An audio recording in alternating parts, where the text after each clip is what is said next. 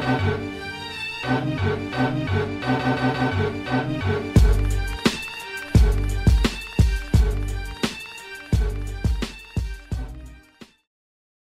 up?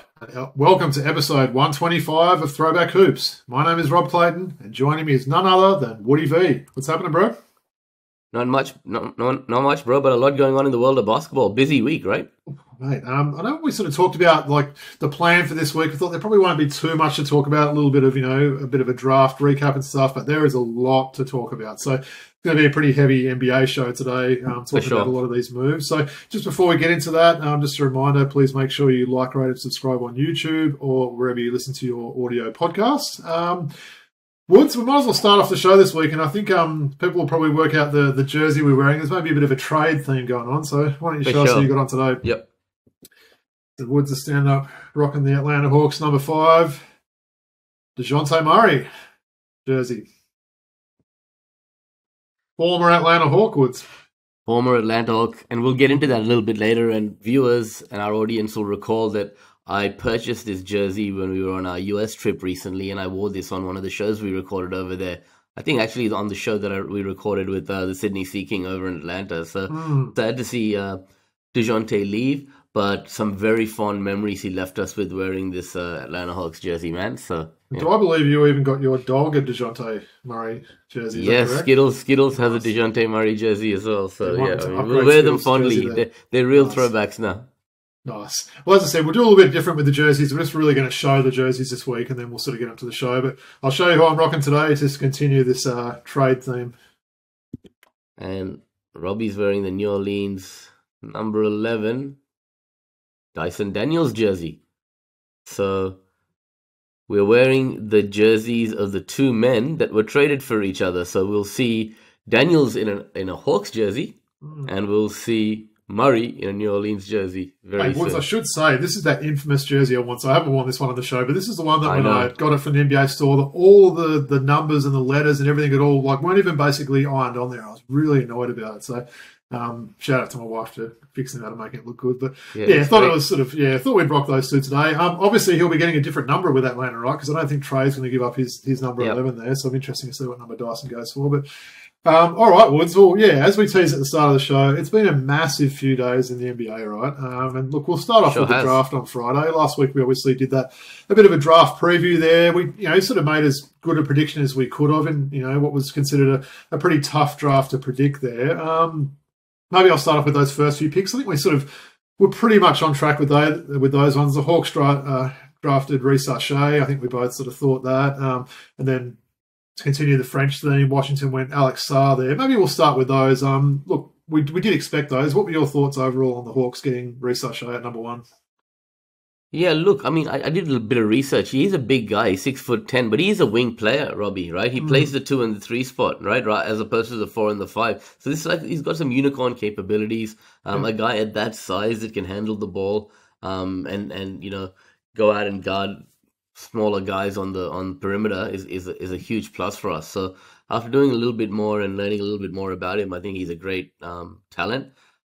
And I think Victor Wembanyama said he's the most talented guy in this draft, right? So that's big. He's the son of a gun as well, Wood. So I actually watched his dad play in the Sydney 2000 Olympics. So I got to take in a French game there. I remember he had a pretty cool ponytail and some pretty cool hair going on that. So I like the fact that the bloodlines are there with with the family and everything else like that.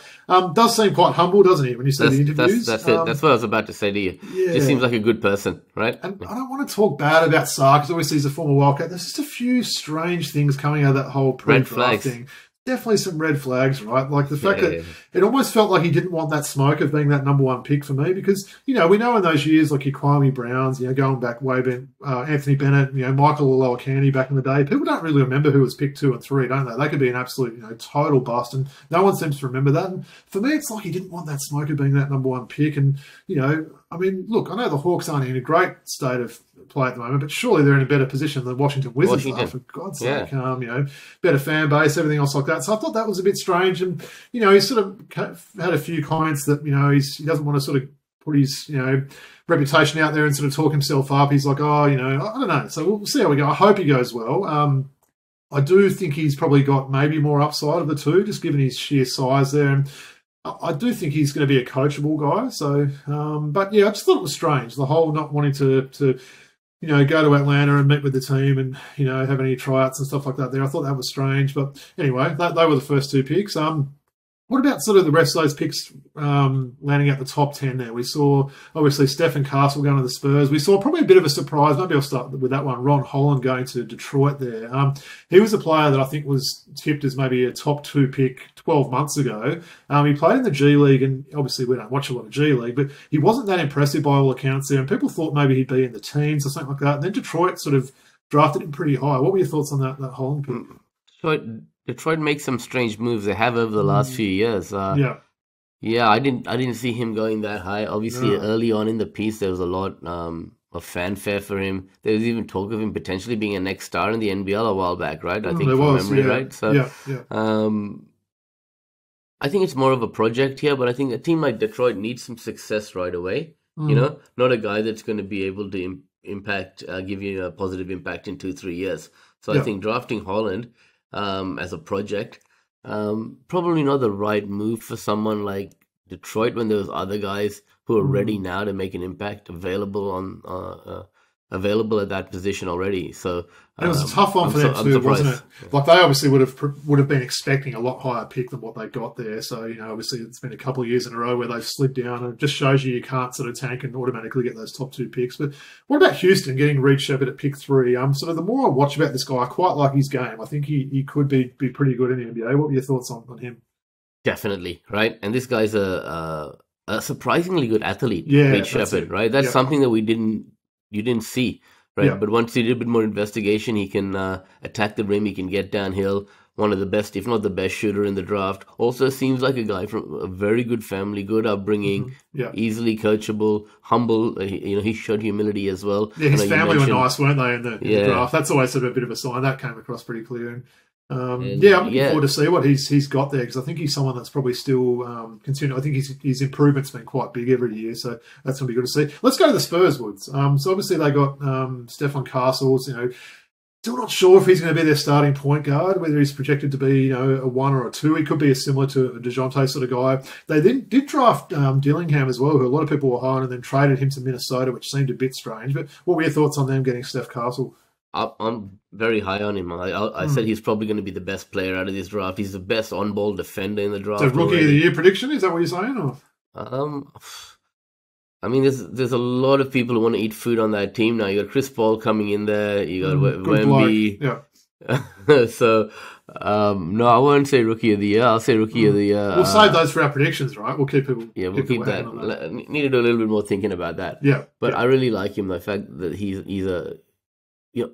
already going to be one of the best wing defenders in the NBA already. He needs to work on his offensive game, ability to knock down that open shot. Having Chris Paul there as a mentor to someone to help him is really going to be good. Greg Popovich is going to be a good coach for him. He just seems like a Spurs type guy. So I think that's a really good pick there. They've got a good player there. Yeah. Before we talk about sort of the Aussie and NBL Next Star connections, was there any other sort of surprises or any other players you wanted to sort of talk about at all, or does that sort of cover it for you?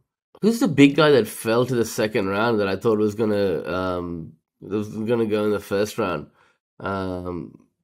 Got a Brukowski, or what was his name? Flipowski, Kyle Flipowski, yeah. Kyle Flipowski, right? Yeah. This kid, man, I thought did you read some of the stuff about him as well, right? No, tell me. Apparently he's got, I think he's maybe 21. I think he's got like a 29-year-old girlfriend, and apparently he's totally estranged from his parents, and apparently they're saying that girl almost tried to groom him before he was like of age and stuff like that. And there's some Mormon stuff going on. Very sort of strange. And apparently there was a lot of red flags in the pre-draft interviews. Apparently all the people that interviewed him said this guy was like nervous. He didn't want to talk about family and stuff. And apparently that was enough of red flags to make him drop. But that was a strange story there. But yeah, you're right. He could end up being a pretty solid player. Very good, like bench big. What is he? 7'1", 7'2". He's a big boy, and he can sort of knock down a shot if he needs to. No, man, I like his game.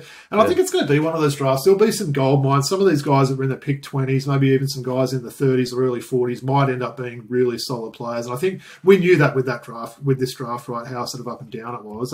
Before we talk about that Aussie and NBL Next Star connection, what did you think of the format this year? So obviously we had the round one on the one day and then round two the next. It's the first time I've done that. Heard mixed reports about that. What was your sort of take? I personally liked it because normally you get drafted to the biggest day for some of these guys, right? And there's a lot of bright lights and you know, cameras on the first round. This gave the opportunity for the likes of Bobby Clinton, you know, to go and, you know, get his hat and be presented with it in an official ceremony that was televised worldwide.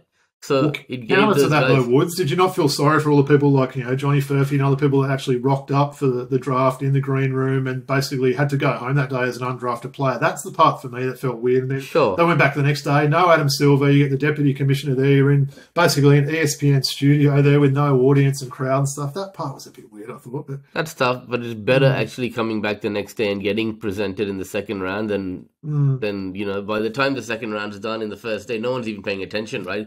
There's no camera on it or anything like that. I suppose the coverage has been on for 3 hours and people are sort of zoning out a bit. It's late at night. It was a bit early for us in Australia time, wasn't it? It was like started at 6 a.m. Friday morning, so I was sort of getting up and checking it. I was just really intrigued to see where Bronny James went, and that wasn't really a big shock there. But nice. Well, let's talk about what I mentioned before, the connection. So we mentioned Alex Sarr, pick 2 at Washington. So that's now becomes our highest drafted NBL Next Star player. So of course LaMelo was 3 and Josh Giddey was 5, I'm going to say, maybe. So that's pretty cool. I know the Perth Wildcats have been all over their socials this week. I've got the highest drafted NBL Next Star player and stuff like that, so they're all over that. So we spoke a little bit about him. That's wish him all the best there. Probably the biggest surprise was the second one of these guys drafted, Woods, AJ Johnson at pick 23 to the Bucks. So he was the only other guy that went in the first round. This is a guy that averaged 3 points a game, less than 3 points a game in the NBL. So he must have really had some good pre-draft workouts and must have interviewed well and stuff like that. And that potential was showing. But that was a bit of a shock, right, with the Bucks picking him at 23. Yeah, definitely. And first of all, good on him for coming and sitting up in the bleachers, right? He wasn't invited to the green room at all, but he's sitting up in the bleachers because he had some knowledge that he might actually go in the first round, which was great for him to actually be able to come down from up the top to down to the green room to get presented his cap. So that was really a nice moment and great to see our NBL alumni drafted in the first round. But yeah, I mean, I think he's a year away from being a year away. You know what I mean? So I'm surprised that I'm surprised a team like Milwaukee, who probably needed some help now, right? Another team that wants some instant success rather than drafting a project. They could have do with some depth, you know. That team is struggling for depth. You mentioned that on one of our earlier shows, right, about Milwaukee during the playoffs. So straight to the G League, you reckon? Is that where you sort of see his future lying? Or? Yeah, I mean, it's hard to tell. I mean, you take someone, you normally save that for guys that you draft in the second round, right? Yeah, you do. You know, so... Maybe they saw, obviously, that, you know, the athleticism, you know, maybe the defense, because he's a good 6'6", isn't he? He's definitely a good size there. So, and I know a lot of people are hating on saying, oh, this guy couldn't even get on the court for, you know, in the NBL for a little while. But I know, look, you've got to look past that a little bit, don't you? It's all about, you know, the fit and just that, you know, upside that he's got. So, you know, maybe they've seen something that other people haven't seen, perhaps. I think their second pick was 37 or 40 or something in the early in the second round, and they got word that AJ wouldn't be available for that second pick of theirs, so they drafted him with their first pick. So obviously other teams also had some interest there. So it obviously worked out really well. Right? So. Interesting, isn't it? Yeah. Well, that goes to another guy, and we talked about Johnny Furphy last week. I've already spoken 100 times how I got to commentate him Hills against COE the other year and how impressed I was. So there was talks that he was promised as a top 20 pick in the first round, and obviously was in the green room. It was a bit uncomfortable. He didn't get drafted. My sort of take on that was probably that a team probably did promise him, and then someone was still around that they weren't expecting to be around, and obviously there's no sign, you know, agreements there, so they took who they wanted to get there. So that was a bit of a shock to see him go at pick 35. So essentially the Spurs drafted him, and then he was then on traded to the Pacers there, so he'll line up with the Pacers next season. But it was weird when they kept on showing that next available, you know, when they're doing that. He was like, his name was at the top of the list for literally about 12 picks in a row sort of thing, and people kept passing over him there. So he had a pretty big rise, didn't he? He just had the one season at Kansas after coming from COE there. So I'm really excited about him. I think he's going to a good situation in Indiana. They're a pretty stable team at the moment. moment. They're well coached. Obviously, they had a really good playoff series there. So I like that. Spurs would have been cool to continue that Aussie connection. But what were your thoughts on Furphy getting drafted by the Spurs and ending up in Indiana? Yeah, so firstly, I think you're right there when you mentioned that Indiana's a good fit for him. We've seen lately with the likes of Shepard and Benedict Mathurin, Coach Rick Carlisle hasn't been scared to play young guys, right? Yep. So, I mean, this gives an opportunity for Furphy. Hopefully, shooting is something that the Pacers need. We've spoken about that before. A bit of extra shooting wouldn't hurt that ball club. And John Furphy, I think, shot about 37% in college. Hey, one correction there, Wood. So when we were doing the commentary, we got told by COE you cannot call him John. Johnny. It's Johnny, so it's got to be Johnny. So I thought that was quite interesting. That's always stuck with me there. So my bad, Johnny. Sorry, John. Sorry, Johnny. I won't call you John again. If he's listening, anyway.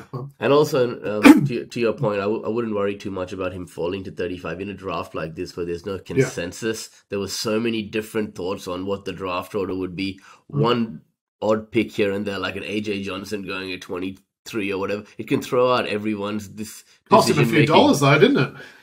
Definitely. It's a bit of a sliding scale with these rookie salaries there. But look, great to see him drafted. It's always great to see, a homegrown Aussie talent drafted there. So I think it's probably safe to say we'll both be picking up. That might be one of our jerseys. It feels like there's quite a lot of new jerseys we need to get after some of this movement. So I might need to start saving for that. But I can see a Johnny Furphy jersey in my future, I think. Let's not forget, Robbie, one year ago, Johnny Furphy wasn't on anybody's radars. Nobody knew who this guy was. Like, who? Yeah. And now you look at the guy drafted in the NBA.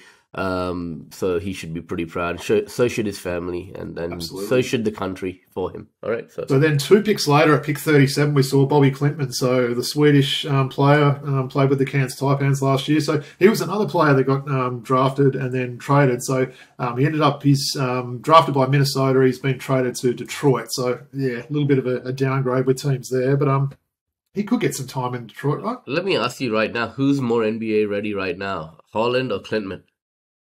Yeah, it would seem pretty even, wouldn't it? I mean, yeah. I'd say Klintman. And when you consider there's like 32 picks difference between the two, no, it's a good call, isn't it? I mean, maybe it's one of those things that, someone like Holland was more on people's radars and, people were able just to get in a car and travel to a G League game and watch him rather than, staying up at a random time watching, Cairns Taipans. But no, it's a good point. So I think, you never quite know with that situation in Detroit how he'll be used and exactly what they're doing. We'll talk about a coaching change that's actually made this week soon. But look, I hope that goes well. He's someone that did show some good stuff in the NBL. I thought he showed in a couple of big games there that he's someone that can step up on the stage there. And not a lot of Swedish players, right? I'm thinking Jonas Jerebko. There hasn't been a lot of Swedish players over the years, so that's great. Safalosha, that's Switzerland, isn't it? That's Switzerland, yeah, Switzerland. So Switzerland and Sweden are different, right? Yeah. It's like Australia and Austria. It's not like. But that was pretty cool anyway. And look, then we did have a bit of a wait after that. So Ariel Hukporti was actually the last player of the draft. So he was pick 58. There was actually only 58 picks in the draft. 2 teams lost their draft picks, so that's why there wasn't 60. So another player was drafted by a team and then traded on. So he was actually drafted by the Mavericks, and then he was sent on to New York. So I actually really like it. I think you mentioned maybe offline you were happy with that too, and especially with the news that they've lost their big man in Isaiah Hartenstein as well. So that's pretty solid. And he was another player that apparently really impressed, in some of those pre-draft workouts of just being, I think some of the experts called him the best rebounder in the whole draft, right? So I thought that was a pretty home run swing for the Knicks getting him the Mr. Irrelevant pick, as they call it, right? Yeah, and as you mentioned, like you will get into the Hartenstein going. Mitch Robinson, his injury history is always a bit up in the air. We were talking about it. They need another big off the bench there to come and do a little bit of a precious Achua role from this year. So a guy like Hukporti could be ready to do that right away. So I think, and you need some guys on the cheap as well, don't you? You're paying a lot of money to some of these guys. You gave up, 58 first-round draft picks for Bridges last week that we discussed. So no, I quite like that. I'm interested to see how Hukporti will go there. Jeff Taylor.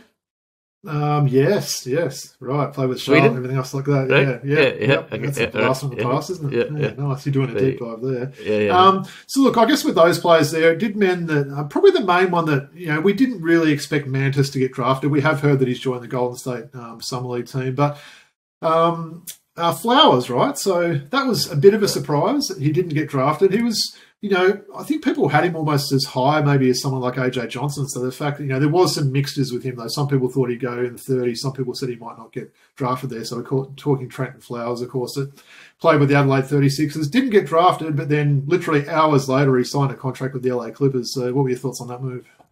Yeah, I'm surprised because I thought if anyone was ready, Trenton Flowers was out of the two, out of AJ. Yeah. I think I mentioned that last week on the episode. So I'm surprised he wasn't drafted. AJ must have done something in these workouts that we don't know about for him to go so high and really or impress. even just interviewed well. Would sometimes if you can come in and really look like you've got a good head on your shoulder and answer all those, because they've got a lot of those psychological type questions and other stuff like that, and you get a lot of young guys coming in and some guys that might not know how to answer those. So that could have been the difference between him moving up and Flowers moving down. But anyway, good to see him, ending up on that. Well, signed by Clippers.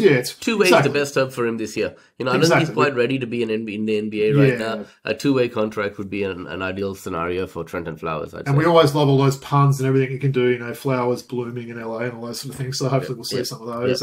As I mentioned, Mantis not drafted. He's going to be with Golden State. The one I was really pleased about, and I was maybe a little bit surprised as well, was Alex Dukas from St. Mary's, making a two-way contract with OKC. So that was really pleasing there. So, he's a player that has been forgotten a little bit about in Australia, I think. He's someone that's probably on that fringe Boomers. If you were to make a Boomers B team, he would 100% be in that team, I would have thought. So interested to see how he'll go. Obviously, that's a pretty stacked team in OKC now. So, but was pleased to see that. I think the other one, so Josh Bannon, I believe, is going to be in the Summer League. I'm not sure who with. Also heard today about Samson Froling as well, Wood. So Samson Froling, one of our favourites there. So he's going to be going over to the Summer League as well. So nice. That's a pretty good sign. So, yeah. And JLA is also... got a Summer League gig, I think.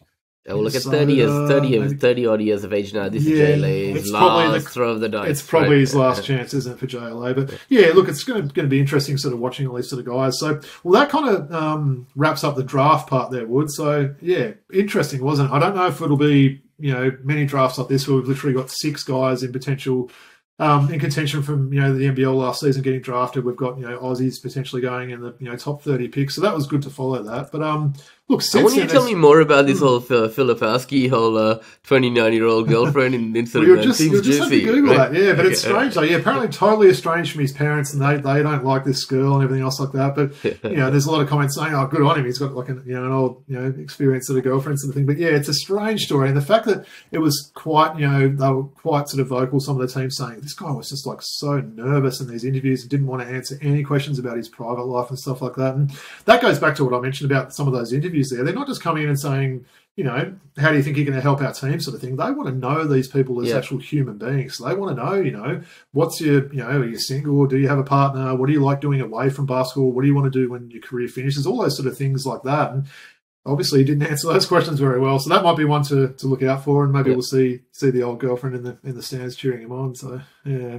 Okay. Well, since then, Woods, there's been a lot of movement, right? I feel like I've been updating this list like about 5 times a day in the last few days. While we're wearing the jerseys, we might as well start off with this one, right? So this is one of the first moves. I actually, I'm not sure if you'd had a Johnny Bender or you were just having a sleep in, but I did call you and break the news on the weekend, sort of thing. That probably safe to say your favourite Hawk, Dejounte Murray. I know he's been one of your favourites for a while.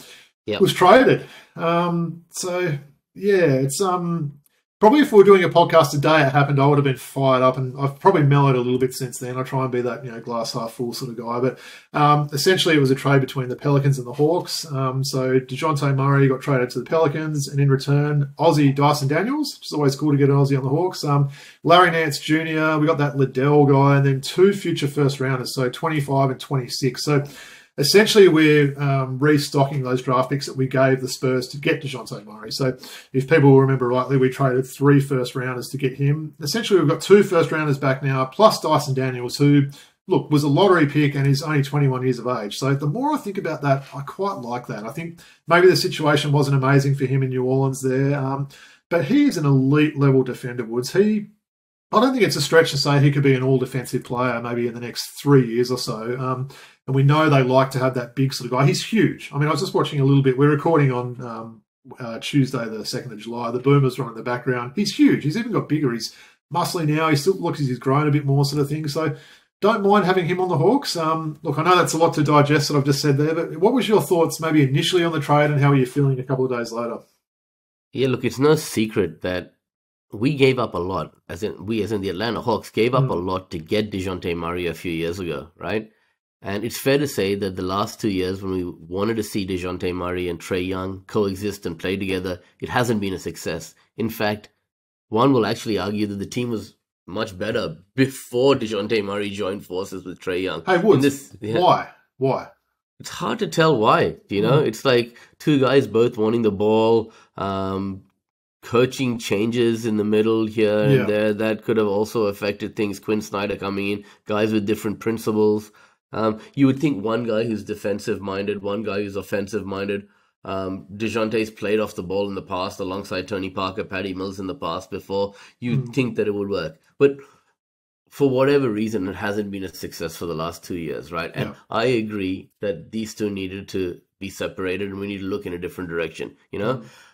I thought it was going to be Trae Young. I know you didn't want the ball club to part ways with Trae Young, but I thought it was going to be Trae Young. That short stretch last season where we saw Trae Young out when we were actually in the States and Dejounte was given the keys to the offense, we saw him run that team effectively and the ball club have moderate success. So I thought that was the direction they were going to go in. Obviously, they've decided to stay loyal to Trae. It remains to be seen whether they trade Trae also and go into full rebuild mode. It is a possibility. You know, that's not something that we can say for sure they won't do. But in terms of Daniels and what you mentioned, let me just go back to that point there.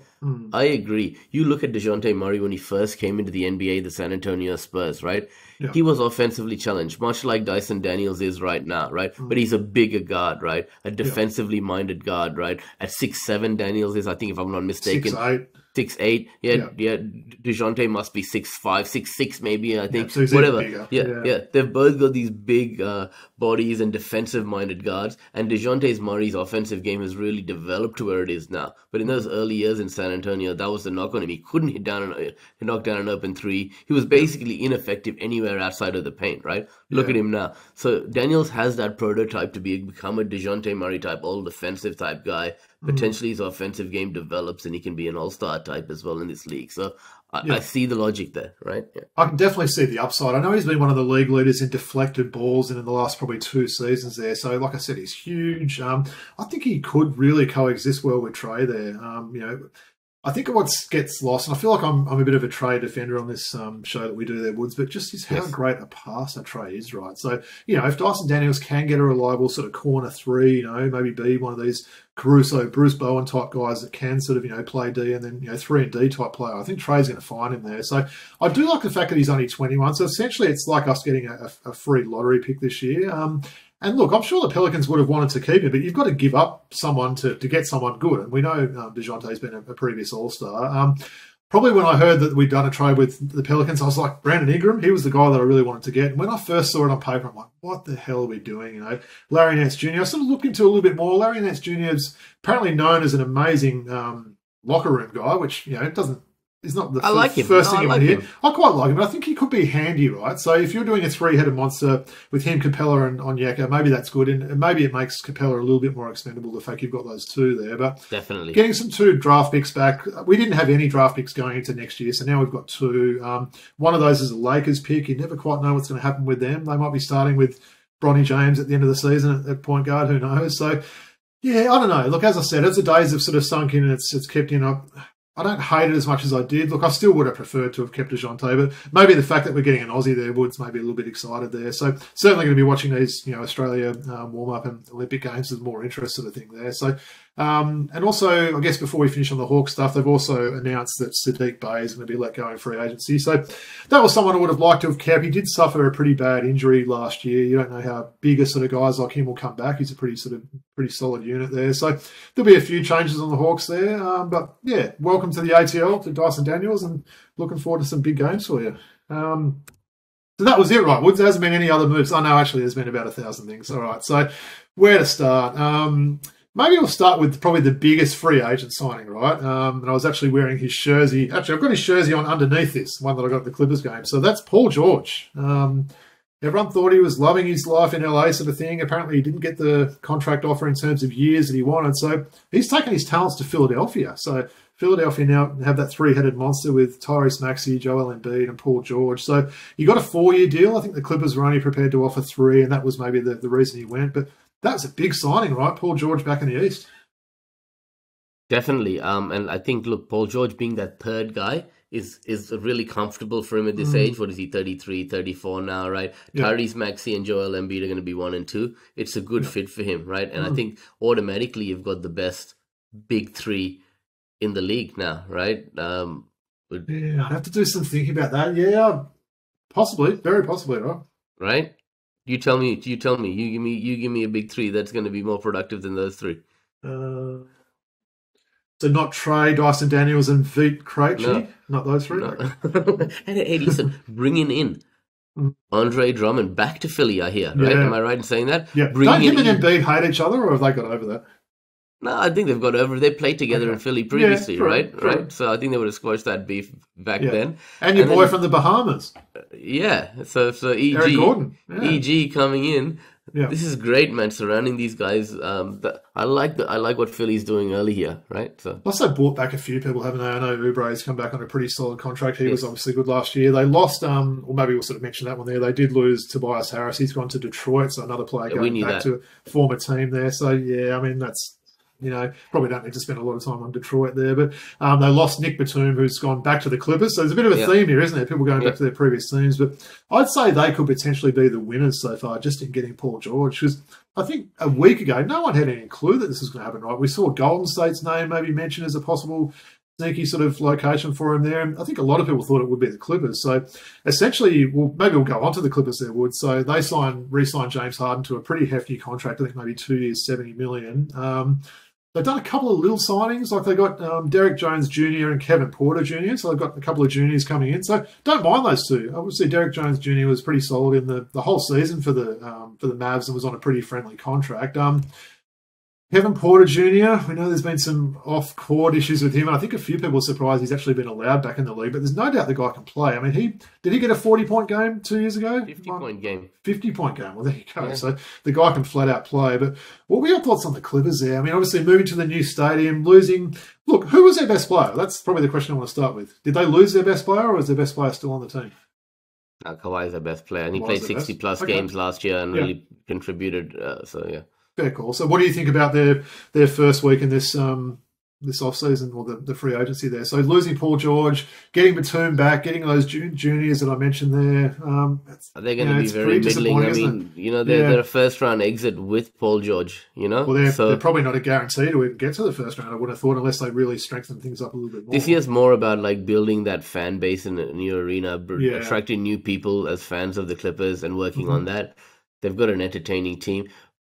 I swear to God, you look back to Elton Brand and swapping teams between the, Clippers and Philly. The amount of Clippers and Philly players that go back and forth over the years. Think about it. There's heaps, right? Yeah, true. You're just mentioning Batum, you talk James about JJ Harden, Redick, I can name heaps. You just seem like those two teams are always involved in player swaps and some trades mates in the front offices there that are sort of continue these relationships. Yeah, you're right. It's a good point. So when that's look on the Clippers there, I mean, maybe we'll go to Golden State next, and that's probably the most recent news today that came out, Wood. So still feels like the details of this haven't been totally locked in, but essentially Klay Thompson's gone from the Golden State Warriors. So again, he felt a little bit slighted with the contract they offered him, and not so much the contract he got offered, but previous contracts that they've given to people like Jordan Poole and Draymond Green and stuff. I think he felt a bit slighted, wanted more for the service and his achievements there. But he's now with the Dallas Mavericks. So big changes with Dallas so far, right? So they've lost Josh Green now. He was part of that trade going to Charlotte. We should mention that Dallas gave up some second-round picks to Golden State. It was essentially a sign and trade to get him there. I'm still not totally sure how Josh Green ended up in Charlotte. Maybe we'll have to find out a bit more about that. But big changes for Dallas. They've lost their third leading scorer in Tim Hardaway, who was traded to Detroit for Quentin Grimes. They've also lost two of their starters from that final series in Josh Green and Derek Jones Jr. They've got Klay back. So I don't know. I know a lot of people are sort of, saying how good a move this is. I'm not so sure. I thought Klay was pretty disappointing last year. His defense has fallen off a cliff, Woods. I'm not afraid to say that. The guy can still shoot. He'll never lose that skill. But I don't know. I just wonder whether someone like Josh Green would be better. Maybe that's the Homer hat again on me sort of thing. Nah, no way. I don't know. Josh Green at this stage of his career with the way he can play D, you'd still prefer Klay, would you? You'd still prefer Klay. He still would averaged 18 points a game, shooting 40%, you know? Yeah, you can probably paper over those gaps, you know, if they re-sign Dante Exum and play him in those minutes. You know, I think Dante Exum's got a place in this league, whether it be at Dallas or somewhere else. So there's somewhere you can fill that gap, but you get that elite level shooting, that champion level experience, right, that he brings along with Kyrie Irving. You know, it's brilliant. He's going to be getting some open looks there, isn't he? From guys like Luka. We know Luka's one of the better passers in the league. He can just sit in those corners there, and I'm sure he probably could put up some numbers there, right? Yeah, it's just going to be weird. You think of Patrick Ewing playing at Seattle. You think of Olajuwon in Toronto. Yeah. You think of Dominic, Parker, any of those random teams. Parker with Charlotte. I still don't remember that Parker played for Charlotte. That seemed like a dream. It's going to be odd seeing, Klay Thompson playing in a Mavericks jersey, really, but it's a jersey worth getting, though. I definitely think. Yeah. And look, I wish him all the best there. I think he's obviously battled back for some pretty serious injuries, right? He missed literally 2 full seasons there, so maybe that'll still give him a bit more time in his legs and everything like that. So yeah, I think that's really sort of big moves by Dallas. You know, a couple of weeks after their season's finished to be making major changes. You know what I kind of likened it to a little bit what Dallas did with Peja in their championship run previously, right? Yep. Bringing him in at the very end of his career when he had very little left in the tank, and he helped them get that championship. Hey, will he start for them, or do you see him as a 6-man? Nah, start. Starter, okay. Derek Jones Jr. is John. You've lost Josh Green and Dejounte. Yeah, he starts. Yeah. Well, they made one other signing as well, and that was Najee Marshall, so 3 years, $27 million. That's probably not a bad signing. He was with the Pels last year. He's a solid player. Much. Yeah, didn't play that much. He's shown some potential. It's not a bad sort of contract he got. So they've been pretty busy. And look, we'll go through some of the others because there's still some more. Won't spend a lot of this time, and maybe I should have mentioned this when we're talking Hawks, but yeah, the Hawks traded AJ Griffin, so someone that was a bit of a favourite of mine after his rookie season. They traded him to Houston for a cup of coffee, essentially. So, no, actually, we got pick 44 in this draft, which we did draft a guy, European guy. I forget his name at the top of my head, but that was a strange one, right? He was a 16th pick in 2022 at Duke, had a really solid rookie year, some clutch shooting, averaged 9 points a game, and then last year had injuries. I heard there was some off-court, not issues, but off-court maybe family dynamics and other sort of things that I still haven't totally got to the bottom of there, but he ended up averaging 2.4 points in 20 games, shooting 29%. So obviously Quinn Snyder and those fancy red glasses of his, he lost faith in him, but yeah, disappointing to see AJ go. Yeah, definitely. Not sure really what happened there. I think you had a question from, was it Benny from the Basketball Blogs during the week on X about him and the ability for him and to contribute at Houston. What kind of player have the Rockets got, man? Yeah, look, I give it the thumbs up there. You know, we like these sort of coaches' sons sort of guys. You know, we know his dad, Adrian Griffin, was an NBA vet, and we've seen him have various coaching roles now. But if you could just sort of, write off last season in a fresh situation for him, the guy's good, right? The guy's a pretty decent defensive player. As I said, he probably had 2 game winners in his rookie season for the Hawks. Definitely showed an ability to stretch the floor, and I think Houston do need shooting as well. So I quite like that. I think that was a pretty decent pick for them, getting AJ Griffin. Sometimes fresh starts are good for people in all walks of life, whether it's, normal sort of 9-to-5 jobs like we do or professional, sportsman sort of thing. So I certainly wish AJ all the best. Yeah, I was sad to hear that one. I was probably almost more sad to lose AJ than Dejounte, which is crazy as that sounds, but he was one of my sort of favourites there. So, that sort of wraps that part up. Some other ones quickly, Wood. So, Davion Mitchell was traded from the Raptors, traded from Sacramento to the Raptors for Jalen McDaniels. So, didn't mind that for Toronto. Don't mind that. Davion Mitchell, he's a bit of a dog on defence there. While we're talking Toronto, Emmanuel Quickly got the money paid for him, didn't he? He got a massive 5-year contract there. Huge money there. Do you see that's money for him? You're overpaying for him there, right? It feels like it, doesn't it? Yeah. He to me still feels like he's probably better off as a 6-man or your backup point guard. So solid player, don't get me wrong, but yeah, you're putting a lot of trust in him. He's a walking bucket, straight up can get buckets, right? So the money they've spent on him and Scotty Barnes in the offseason, that's literally taking up half the team's salary. So they want to hope that sort of combination works out there. Denver, that's a bit of a troubling one for me. Again, they're being tight asses there. Those Cronkies there, I know they own my Arsenal that I'm a fan of in the Premier League there. not showing much of a willingness to spend money at all there. So they got rid of Reggie Jackson, traded him to Charlotte for 3 future second rounders. So nothing that big there, but the big one for them, losing your boy, KCP. So Orlando scooped him up for 3 years, I think 70 mil, 60 plus mil anyway. So I like that for Orlando. We know KCP's getting on a little bit. I think people are maybe forgetting that a little bit. He's probably nearly mid-30s now, isn't he? Maybe no, he's not. He's 30. He's 30 odd. I reckon he's closer to 35 and 30. You reckon? You look that up. I'm going to say he's 34 is my prediction. I could be completely wrong. I've been wrong a couple of times in my life. But yeah, anyway, I thought that was a pretty savvy signing by Orlando there.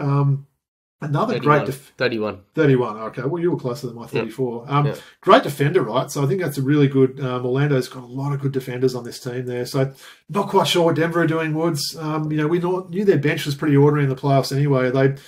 They think Christian Brown, don't call him Braun, might be the answer for him there. I'm not quite sure about that. I'm not sure he's even an NBA. I'm not sure he's even an NBA player, let alone an NBA starter, right? Yeah. So and getting rid of Reggie Jackson, who's actually been serviceable for them these last few years. He has. Especially when there's been injuries to Murray and stuff, he's stepped up, and you need these guys to be able to clog up minutes, and especially when you've got a team with a short rotation, you need guys in the regular season to clog up minutes. So why is this team not spending money, Woods? They won the championship 2 years ago. Are they kind of just like, cool, we won the champions, we've got that on our record now we can just be tight and not pay the luxury? It's a bit short-sighted, isn't it? You don't want the Joker leaving in a couple of years because he's got no help around him. Completely financially driven, the decisions of the owners, right? With Denver. Having said that, Orlando have got a great player, a proven winner, a champion, a guy who's really going to bring some experience along with Joe Ingles. Him and Joe Ingles are going to be those.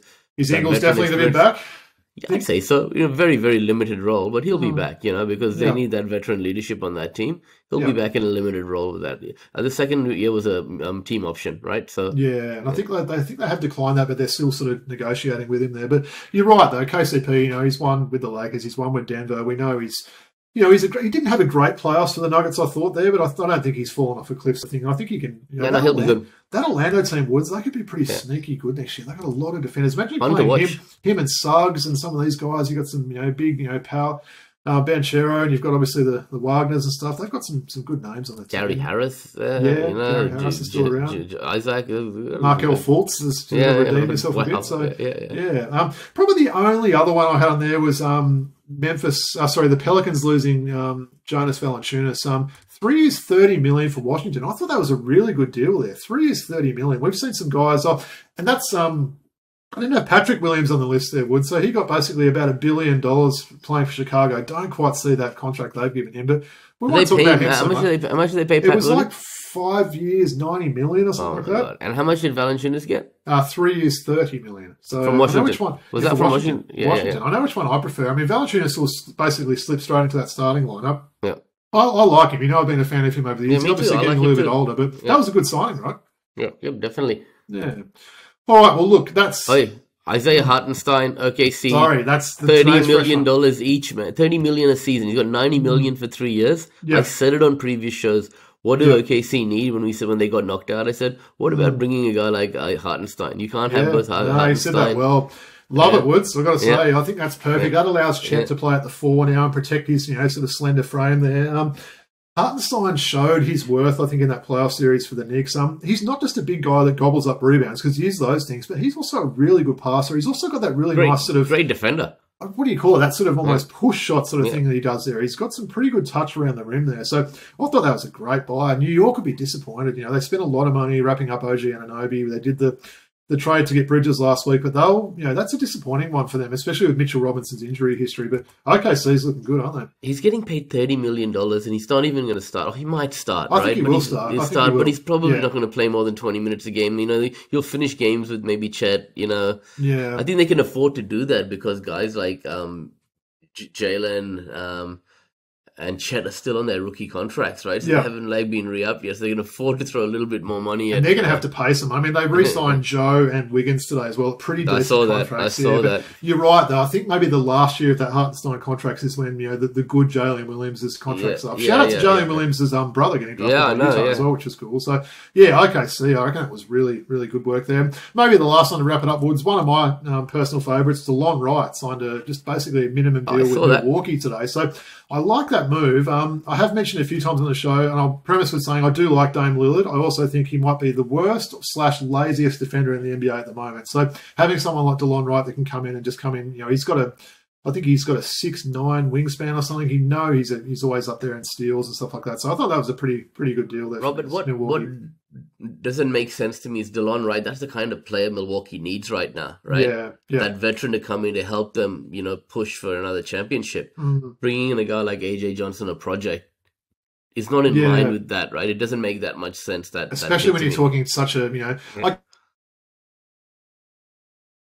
I guess a pick, maybe they think, look, it's a pick in the 20s when we're not expecting. Maybe it's all about, you know, 2 years' time or something like that. But yeah, it's interesting. It was certainly a bit of a disappointing season for the Bucks, given how loaded that team was. So, is there any free agency moves I've forgotten about? Because that was a lot to go through there. I know there's going to be more. I'm definitely thinking there's one you've forgotten about, but that's fine. We'll get to it, right? All right. Well, we've got plenty more shows to talk about it. Probably the last two things just to finish off the NBA, Wood. So maybe sort of the Detroit Pistons coaching news. So they've hired Bickerstaff Jr. Basically, he was sacked by Cleveland 3 weeks ago, sort of thing. So he was signed to a 4-year deal after Monty Williams was fired 1 year into a 6-year deal. So hopefully that's guaranteed there, because you never know what Detroit will do. But he seems to have bounced back and landed on his feet pretty quick, hasn't he? Yeah, good for him. But I don't even know. Look at that Detroit roster this year. You're saying we got Tobias Harris and Cade Cunningham, and they paid Cade Cunningham a big contract, which you've got to do right. You've got to sign them guys like that. But Holland and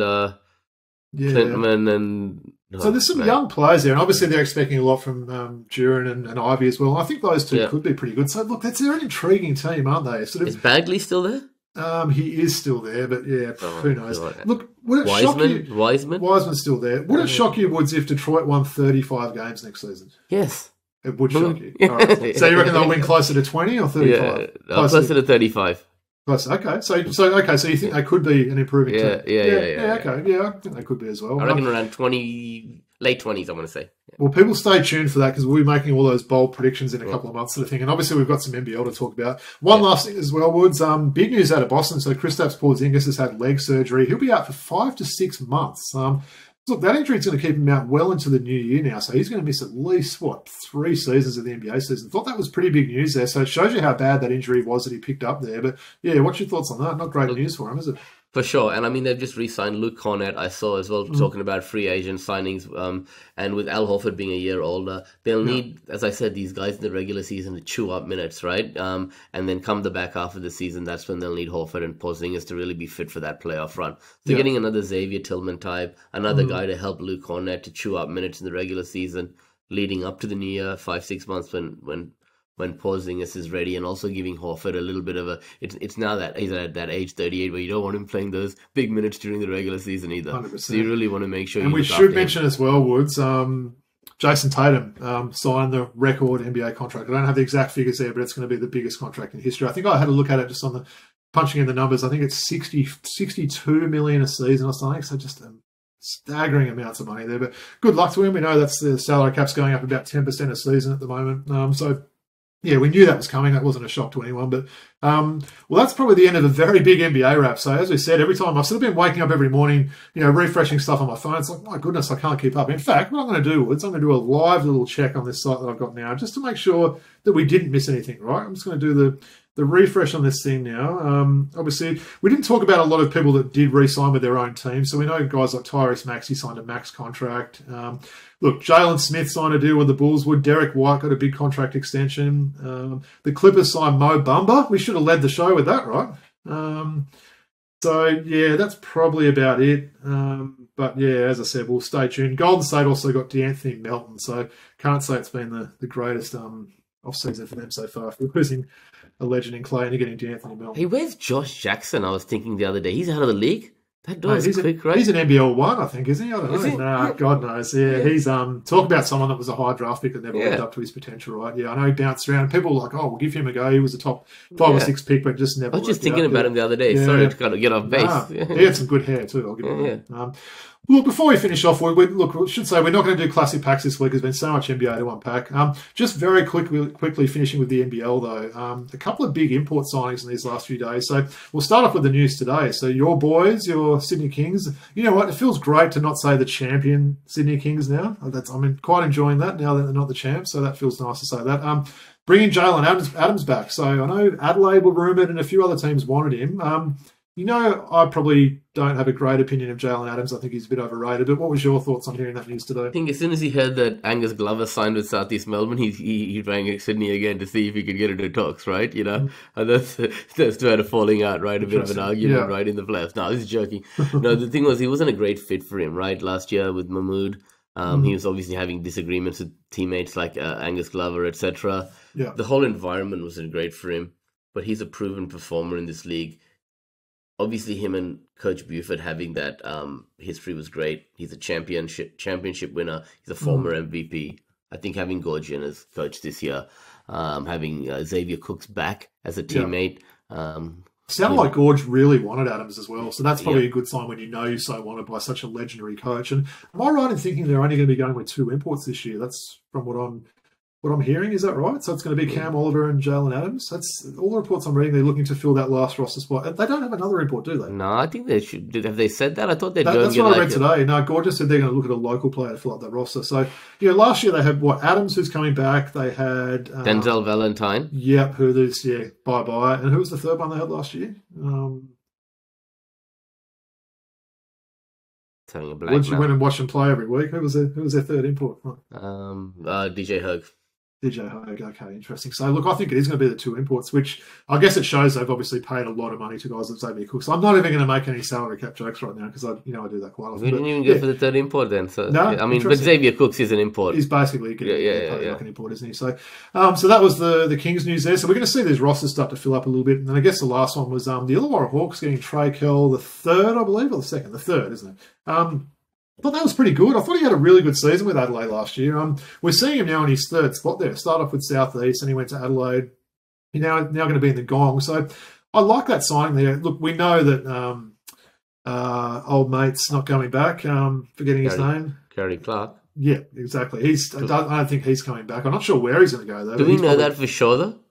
I don't think we know that for sure, but I wouldn't be surprised if he does come back to the NBL. It'll be for another team on more money because I think maybe other teams can offer more money. But I'd love to see him back. Don't get me wrong. And Trey Kell, Gary Clark, and Tyler Harvey. Tyler Harvey obviously becoming Australian within 3 months of the season, meaning they can bring unless he's got a different immigration agent than Bryce Cotton does, maybe that might go well. But yeah, look, Trey Kell, that's a good signing, right? I think they've done pretty well wrapping him up. Great player. Yeah, and look, we'll continue with the NBL coverage. What we thought we'd just as we're getting to the outro, Woods. I guess our schedule for the next few weeks is probably a little bit TBC. We were planning on maybe having a couple of weeks off just because it's probably that one little downtime of the year. But of course, we'll be back if there's any, if we wake up tomorrow and Trey's traded or, there's all these other things. I was looking at the free agent list. Maybe I'll quickly end with that, Woods, to do a live check on my phone. So in terms of free agents that are still out there, LeBron, I'm pretty sure he's going to go back and play with his son, right? But in terms of other sort of free agents there wasn't a lot left, I would have thought. Here's the list here. So DeMar DeRozan, that's probably one name that I'm not sure. Wouldn't be surprised if he goes somewhere and maybe becomes a bit of a veteran player. Buddy Hield, so my daughter's favourite player. So some people are saying he could go to Golden State as a replacement for Klay Thompson. You could maybe see that.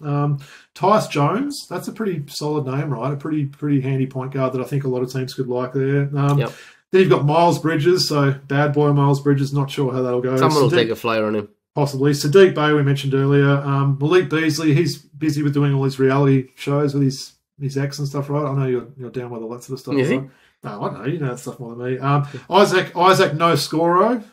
He's still a free agent. Isaac Okoro. Yeah. Spencer Dinwiddie, Mo Wagner, and Gary Trent Jr. So, look, Gary Trent Jr. is probably one name there. I like him, a bit of a 3-and-D player there. Isaac Okoro as well, man. Has so much promise, right? He did, yeah. Another high sort of pick. Hasn't quite just worked out his offensive game, has he? But so, look, we'll see where some of those guys end up. Maybe there's some of the names to watch out for, and we'll see if there's any other trades or anything like that. But Look, before we get into the outro, Woods, anything else to add? I know there's been a lot to go through. I'm sort of still digesting all that. But I think we might just end up doing an episode next week because there'll be stuff to cover, all right? Yeah, so let's just see how it goes. So we'll do that, and then maybe we'll have a couple of weeks off. And then when we come back, it's going to be NBL previews time. Woody gets to put together those slides that he loves doing every year, the depth charts. We'll get some guests in as well. I know we haven't had any guests for probably about a month now or so. So we've actually got a big-name guest lined up, a former NBA and NBL star. So stay tuned for that. But we're going to try and get back some of our favourites, to do some of these NBL previews, and we'll try and get,